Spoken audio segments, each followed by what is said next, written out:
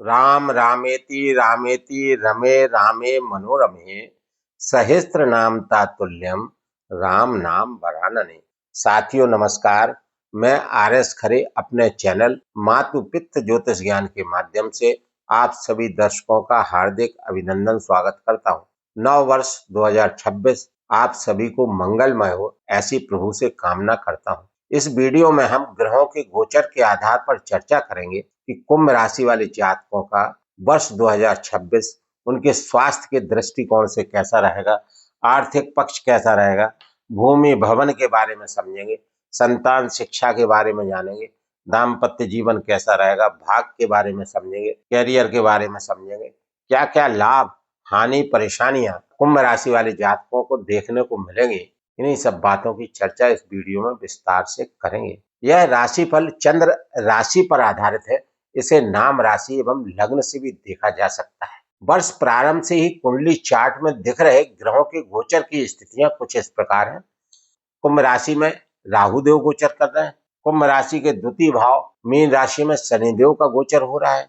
पंचम भाव मिथुन राशि में देव गुरु बृहस्पति वक्री अवस्था में गोचर करते हुए चले आ रहे हैं। सप्तम भाव सिंह राशि में केतु देव का गोचर हो रहा है और लाभ भाव धनु राशि में सूर्य देव, मंगल देव, बुध देव और शुक्र देव का गोचर हो रहा है। इन ग्रहों के गोचरीय प्रभाव एवं राशि परिवर्तन से कुंभ राशि वाले जातकों का वर्ष 2026 कैसा रहेगा, यहाँ पर इसी को समझने का प्रयास करते हैं। वर्ष 2026 के राजा देवगुरु बृहस्पति एवं मंत्री मंगल देव है और अंक ज्योतिष के अनुसार वर्ष 2026 का मूलांक 1 है और अंक 1 के स्वामी सूर्यदेव है। अतः यह सूर्यदेव का वर्ष है और इस वर्ष के राजा देवगुरु बृहस्पति है। अतः मैं अपने समस्त कुंभ राशि वाले जातकों से निवेदन करता हूँ, इस वर्ष में श्री विष्णु सहस्त्र नाम का पाठ प्रतिदिन करें। हनुमान जी के लिए उनकी पूजा अर्चना आराधना उपासना अधिक से अधिक करते रहें। श्री हनुमान चालीसा का पाठ करते रहे और सूर्यदेव को सूर्य उदय के बाद जल अर्घ्य देवें और सूर्यदेव का बीज मंत्र ओम घृणी सूर्याय नमः का जाप 108 बार प्रतिदिन करते रहे। जो कुंभ राशि वाले जातक समयाभाव के कारण श्री विष्णु सहस्त्र नाम का जाप नहीं कर सकते हैं, वह राम नाम का जाप करते रहे, क्योंकि वीडियो के प्रारंभ में ही मैंने बताया है कि राम रामेति रामेति रमे रामे मनोरमे सहस्त्र नाम तातुल्यम राम नाम वरानने। श्री शंकर जी पार्वती से कहते हैं कि जो भी राम नाम का सुमिरन करता है वह श्री विष्णु सहस्त्र नाम के पाठ के बराबर फल प्राप्त करता है। अतः मेरे समस्त जातक श्री विष्णु सहस्त्र नाम का पाठ करते रहे और राम नाम का जाप भी करते रहे और कमेंट्स में जय श्री राम जय श्री हनुमान लिखना ना भूलें। और मैं अपने समस्त कुंभ राशि वाले जातकों से निवेदन करता हूं कि वीडियो को अंत तक अवश्य देखते रहें, ताकि ग्रहों की गोचर स्थितियों को भली भांति समझकर वीडियो के अंत में बताए जा रहे उपायों को करके ग्रहों से लाभ प्राप्त कर सकें और वर्ष 2026 को मंगलमय बना सकें। कुंभ राशि वाले जातकों के स्वामी राशिपति लग्नाधिपति शनिदेव महाराज हैं और शनिदेव द्वितीय भाव मीन राशि में गोचर कर रहे हैं। तो कुंभ राशि वाले जातकों पर शनि की 7.5 का थर्ड स्पेल तृतीय चरण चल रहा है, किंतु शनिदेव यहाँ पर उतरती हुई 7.5 में रहेंगे और देवगुरु बृहस्पति के घर में गोचर कर रहे हैं और वर्ष प्रारंभ में शनिदेव देवगुरु बृहस्पति के पूर्वाभाद्रपद नक्षत्र से गोचर कर रहे हैं और उसके बाद में उत्तराभाद्रपद नक्षत्र से गोचर करेंगे, फिर रेवती नक्षत्र से गोचर करेंगे और फिर वक्री होकर पुनः उत्तराभाद्रपद नक्षत्र से गोचर करेंगे। इस नक्षत्र के स्वामी स्वयं शनि है और नक्षत्र की राशि के स्वामी देवगुरु बृहस्पति है। अतः शनि देव देवगुरु बृहस्पति की राशि में गोचर कर रहे हैं और देवगुरु बृहस्पति जब यहाँ पर स्थित होंगे 2 जून 2026 से 31 अक्टूबर 2026 तक देवगुरु बृहस्पति अपनी उच्च की राशि कर्क में 6वें भाव में गोचर करते हुए नवम दृष्टि से शनिदेव महाराज को देखेंगे।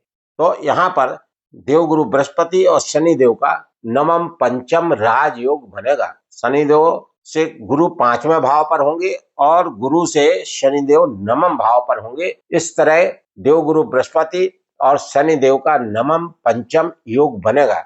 इस योग के बनने से शनि देव के बेहद शुभ फल प्राप्त होंगे। वैसे भी शनि देव कुंभ राशि वाले जातकों के लिए अति राजयोग कारक है, तो उन्नति देने का ही कार्य करेंगे। शनिदेव महाराज कर्म, न्याय और अनुशासन के कारक ग्रह हैं।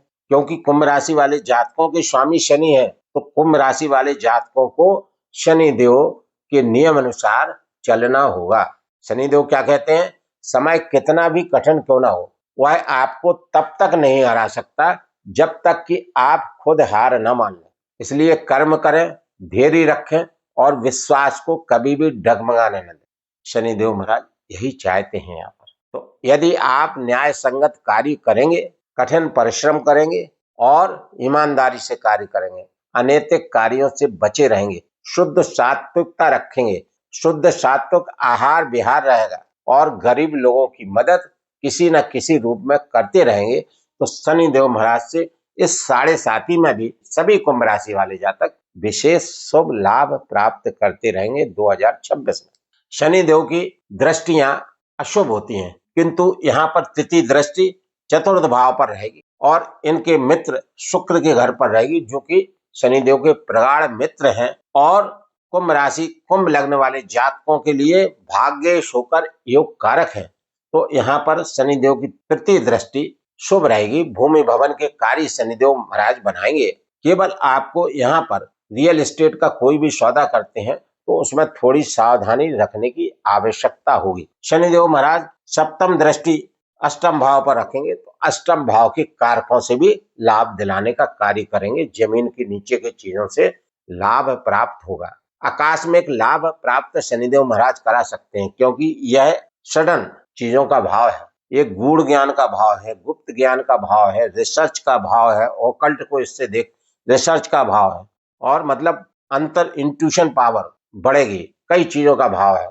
एस्ट्रोलॉजर जो कार्य कर रहे हैं उनको भी उन्नति देखने को मिलेगी। कुल मिलाकर अष्टम भाव के कारकों से शनिदेव महाराज लाभ देंगे और शनिदेव महाराज की दशम दृष्टि एकादश भाव पर, लाभ भाव पर बेहद शानदार स्थिति है। वर्ष प्रारंभ में सूर्य, मंगल, बुध, शुक्र 4 ग्रहों का चतुर्ग्रही योग बना हुआ है। शनिदेव महाराज की दशम दृष्टि लाभ भाव पर 1, 2, 3, 4, 5, 6, 7, 8, 9, 10 दशमीं दृष्टि लाभ भाव पर। देवगुरु बृहस्पति के घर में स्थित होकर दृष्टि और शनिदेव महाराज वर्ष प्रारंभ में देवगुरु बृहस्पति के नक्षत्र पूर्वाभाद्रपद में, उसके बाद स्वयं के नक्षत्र उत्तराभाद्रपद में, जिसके राशि के स्वामी देवगुरु बृहस्पति हैं।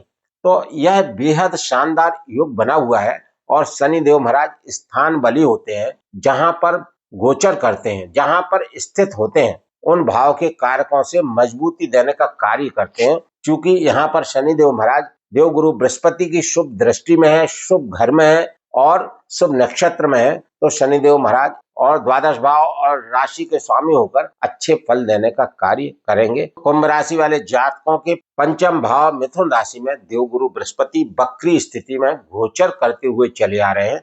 वक्री है तो चेष्टा बल बढ़ा हुआ है, चेष्टा बल बढ़ा हुआ है तो फल देने की क्षमता कई गुना है। तो अपने से एक घर पहले अर्थात चतुर्थ भाव का भी फल करेंगे। 4th हाउस माता का भाव है, भूमि भवन का भाव है, कृषि का भाव है, वाहन का भाव है और पारिवारिक सुख का भी भाव है। मानसिक सुख को भी इससे देख लेते हैं, तो कई चीजों का ये भाव है। इन भाव के कारकों से जो भी कार्य देवगुरु बृहस्पति यहाँ गोचर करते हुए नहीं कर पाए थे, वह वक्री अवस्था में उन कार्यों से आपको फल देने का कार्य करेंगे। देवगुरु बृहस्पति यहाँ के भी फल देंगे पंचम भाव के। ये त्रिकोण भाव है, लक्ष्मी भाव है। देवगुरु बृहस्पति का गोचर यहाँ पर बेहद शानदार माना जाता है। देवगुरु बृहस्पति राशि में, द्वितीय भाव में, पंचम भाव में, 7वें भाव में, 9वें भाव में, 11वें भाव में जब भी गोचर करते हैं, विशेष शुभ फलों की प्राप्ति जातकों को कराते हैं। और पंचम भाव में गोचर करते हुए देवगुरु बृहस्पति आपकी शिक्षा अच्छी करेंगे, संतान की पढ़ाई अच्छी चलेगी। जो लोग प्रेम संबंध में हैं उनके प्रेम संबंध मधुर बने रहेंगे और वह प्रेम संबंध शादी में भी बदल सकते हैं। राजनीतिक क्षेत्र में फायदा मिलेगा। देवगुरु बृहस्पति कि पंचम दृष्टि भाग्य स्थान पे जब भी देवगुरु बृहस्पति भाग्य भाव में गोचर करते हैं या दृष्टिपात करते हैं तो जातकों को विशेष शुभ फलों की प्राप्ति कराते हैं। गुरु भाग्यम दृष्टि सर्वत्र फलति। गुरुदेव की दृष्टि भाग्य भाव पर सब तरह से शुभ फलों की प्राप्ति जातकों को कराती है। तो कुंभ राशि वाले जातकों का भाग्य उदय होगा 2026 में, यह निश्चित है। और धर्म कर्म के कार्य होंगे, धार्मिक यात्राएं हो सकती हैं।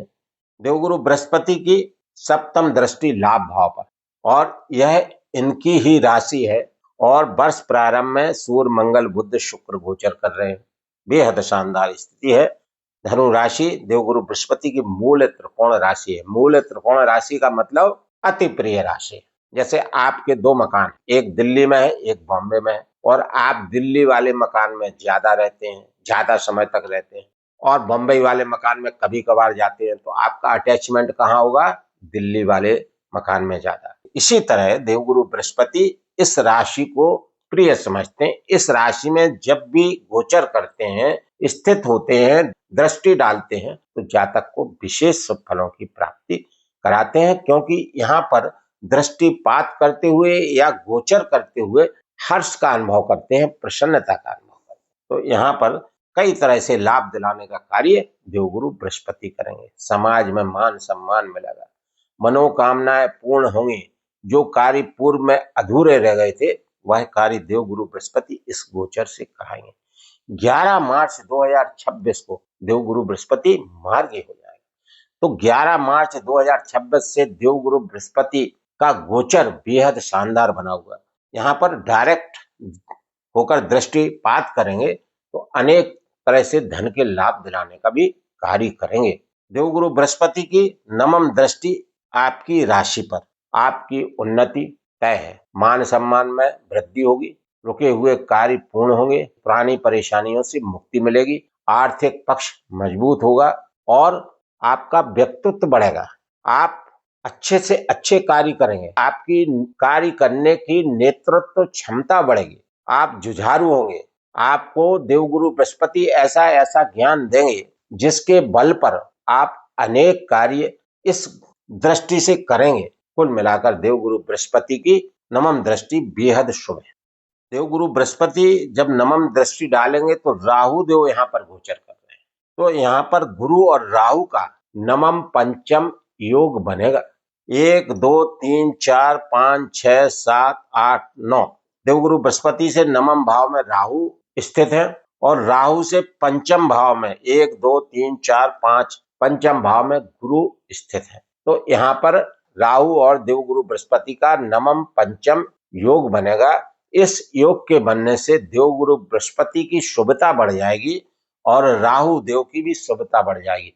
राहु देव आपकी राशि में गोचर कर रहे हैं और राहु देव अपने परम मित्र शनि देव महाराज के घर में गोचर कर रहे हैं। और कुंभ राशि वाले जातकों के लिए शनि देव महाराज अति राजयोग कारक हैं, इस घर के स्वामी हैं। अतः राहु देव यहाँ गोचर करते हुए कुंभ राशि वाले जातकों को विशेष शुभ फल प्राप्त कराएंगे।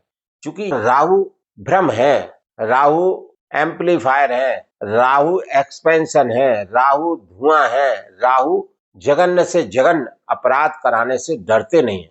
तो यहाँ पर कभी कभी आपके मन को भ्रमित कर सकते हैं, आपके मन को गलत कार्यों में लगाने के लिए प्रेरित कर सकते हैं, उकसा सकते हैं, लेकिन आपको उकसावे में नहीं आना। आपको हर कार्य बहुत सोच समझ कर करना है जब तक राहु देव आपकी राशि में आपके ऊपर गोचर कर रहे हैं। लगभग पूरे वर्ष राहु देव यहीं रहेंगे। 5 दिसंबर 2026 को राहु देव राशि परिवर्तन करके द्वादश भाव में गोचर कर जाएंगे और केतु देव छठवें भाव में गोचर कर जाएंगे। तो लगभग 11 माह राहु देव का गोचर आपकी राशि पर है। तो आपको मानसिक रूप से परेशानी हो सकती है, आप अनिद्रा का शिकार हो सकते हैं, आप अनावश्यक सोच सकते हैं जिसकी जरूरत नहीं, वो सब राहु कराएंगे। तो आपको इस बात का ध्यान रखना है कि आपको बहुत सोच समझ के कार्य करना है। यद्यपि शनिदेव महाराज अच्छी स्थिति में है और उतरती हुई 7.5 है, तो शनिवत राहु भी आपको अच्छे फल देने का कार्य करेंगे। आपको केवल मानसिक रूप से मजबूत रहने की जरूरत हो और शंकर जी की पूजा अर्चना आराधना उपासना अधिक से अधिक करना है, क्योंकि शंकर भगवान शनिदेव महाराज और राहु देव के स्वामी हैं। तो यदि आप शंकर जी की पूजा अर्चना करेंगे तो आपको शनिदेव से और राहु देव से विशेष शुभ फलों की प्राप्ति 2026 में होती रहेगी। प्रतिदिन प्रदोष काल में आप शाम सदाशिव मंत्र का जाप अधिक से अधिक करते रहें, ताकि मां अंबा सहित शिव जी आपके ऊपर कृपा करते रहें। देवगुरु बृहस्पति की नमम दृष्टि बेहद शुभ है। राहु के अशुभ प्रभावों को देवगुरु बृहस्पति की दृष्टि नियंत्रित करेगी, कंट्रोल करेगी। उसके बाद देवगुरु बृहस्पति 2 जून 2026 को राशि परिवर्तन करके छठवें भाव में गोचर कर जाएंगे। यहाँ पर उच्चस्थ स्थिति में देवगुरु बृहस्पति का गोचर होगा।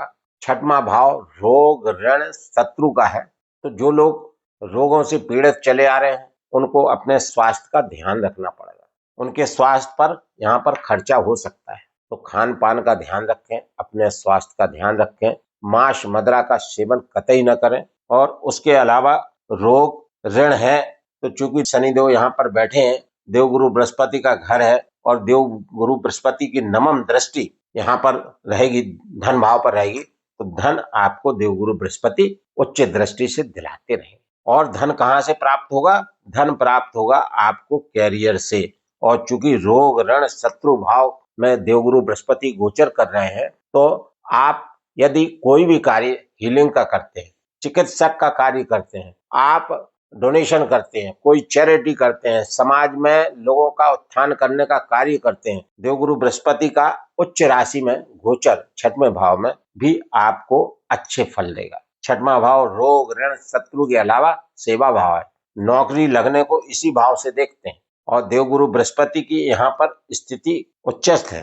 तो जो जातक यहाँ 2 जून 2026 से 31 अक्टूबर 2026 तक किसी भी कॉम्पिटिटिव एग्जाम में प्रतियोगी परीक्षा में शामिल हो गए, उनके सफलता के योग बनेंगे।